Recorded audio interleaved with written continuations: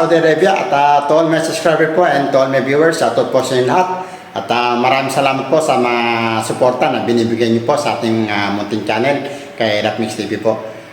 For today's video po mga ka-viewers ay meron po akong atay at yun po ang aking pong ulamin.